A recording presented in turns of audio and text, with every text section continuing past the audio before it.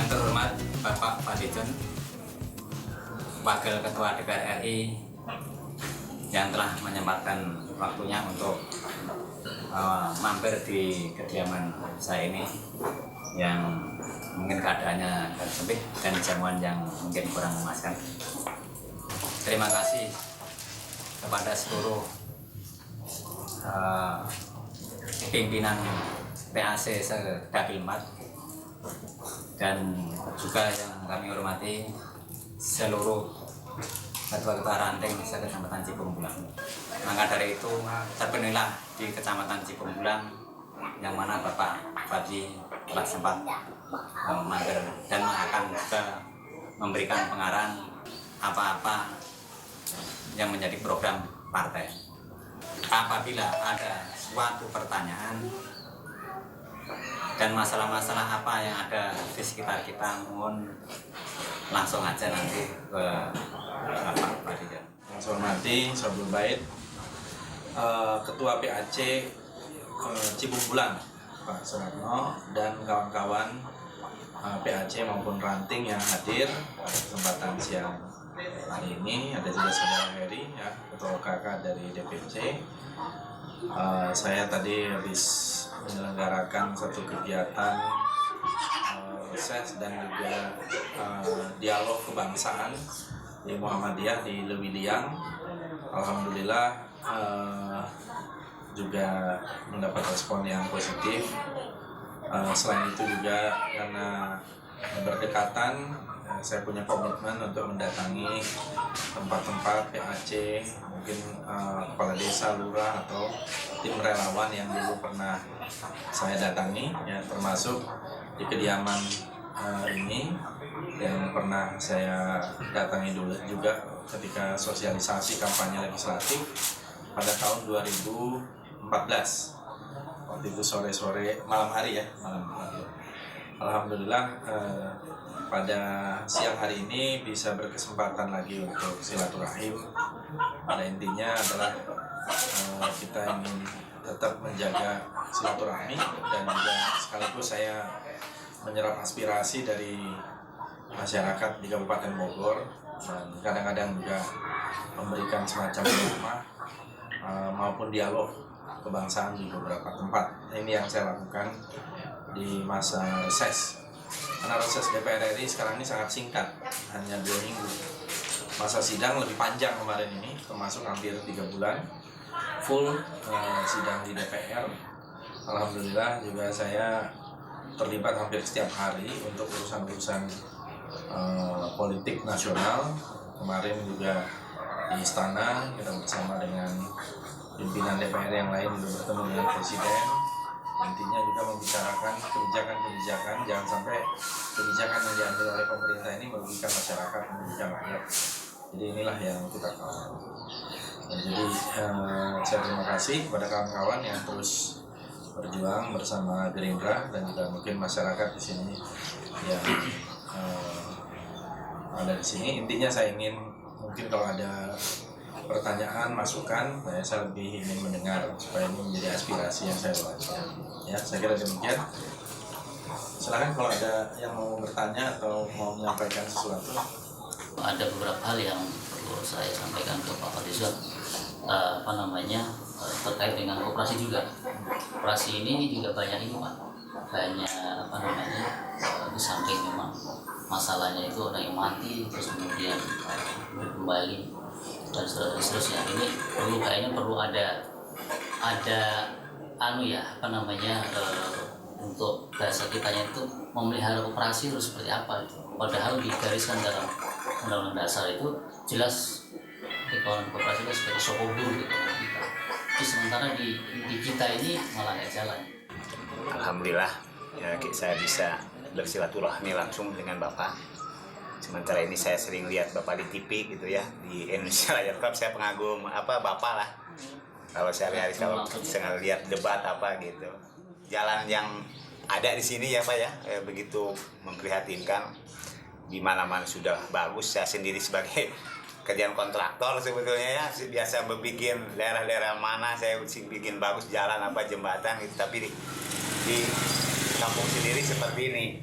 Ya mudah-mudahan ada dana desa yang ada dikelola sama desa bisa menjadikan kampung kita sendiri yang ada di sini bisa akan lebih baik lagi, terutama untuk infrastruktur jalan. Katanya di atas 5, bahkan dulu dijanjikan oleh Pak Jokowi sampai 7%, kenyataannya hanya 4,6-4,7%. Kemudian penciptaan lapangan kerja juga tidak terjadi, malah yang terjadi hampir 1 juta PHK pada tahun ini, dan juga masalah-masalah lain. Nah, kita memang berharap kepada UKM dan koperasi, karena sebenarnya memang koperasi itu amanah konstitusi, dan seharusnya memang lebih banyak koperasi yang dihidupkan, yang diberikan fasilitas oleh negara, karena ini bagian dari ekonomi yang diarahkan oleh konstitusi, khususnya pasal 33 ayat 1 Undang-Undang Dasar 45. Dan kenyataannya memang tidak banyak yang bertumbuh dengan baik gitu ya, dalam situasi sekarang ini. Ini yang saya kira harus, ini memang nih domainnya eksekutif Pak. Di legislatif kita hanya bisa mengawasi. Seharusnya memang usaha untuk mengembangkan UKM dan koperasi itu harus lebih banyak didorong dengan penyediaan modal, akses kepada modal, sehingga kreativitas untuk UKM itu akan lebih besar dan pasarnya juga akan lebih terbuka. Apalagi sekarang kita akan menghadapi satu tantangan yang besar, masyarakat ekonomi ASEAN, ya ASEAN Economic Community, MEA, ini akan membuat persaingan akan lebih tajam lagi. Nah, dalam persaingan yang tajam itu, ya kita harus ada diversifikasi.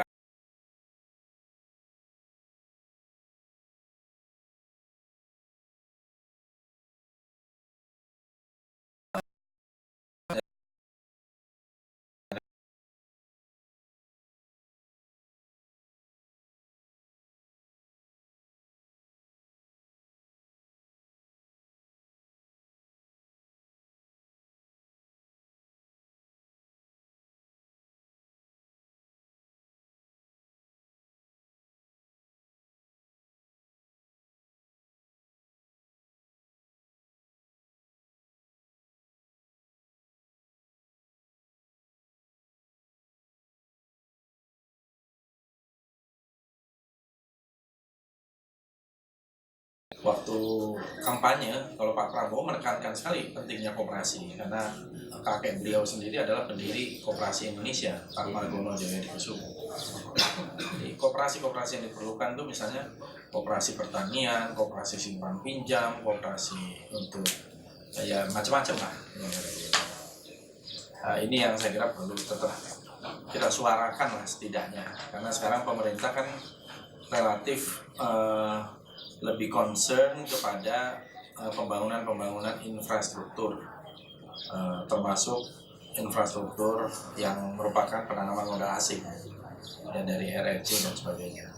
Ini di satu sisi bagus, tapi di sisi lain juga perlu dipertimbangkan, terutama masuknya tenaga asing, tenaga kerja asing yang jumlahnya cukup banyak sekarang. Padahal kita sendiri membutuhkan pekerjaan di sini.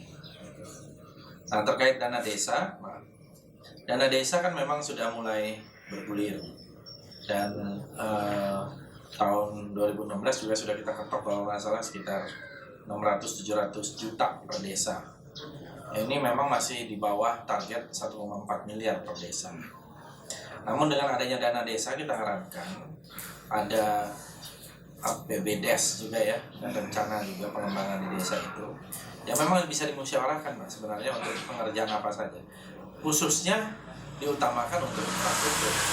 Jadi kalau untuk jalan, jembatan, irigasi atau apa yang semacam itu, saya kira itu nggak ada masalah sama sekali.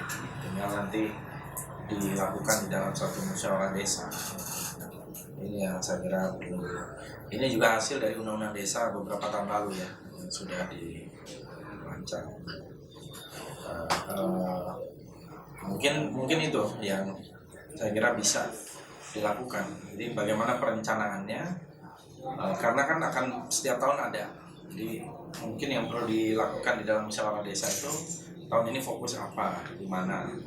Ya syukur-syukur yang bisa selain jalan itu adalah jembatan atau irigasi atau gorong-gorong semacamnya untuk menghindari yang semacam.